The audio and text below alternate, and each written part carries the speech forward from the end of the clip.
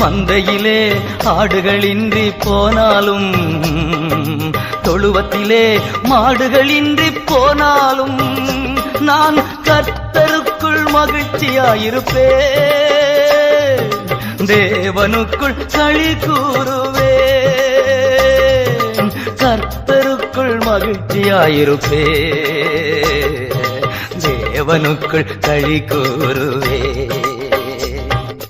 அத்திமரம் துளிர் விடாமல் போனாலும், திராட்சை செடி பலன் கொடாமல் போனாலும், கர்த்தருக்குள் மகிழ்ச்சியாயிருப்பேன், தேவனுக்குள் களி கூறுவேன்.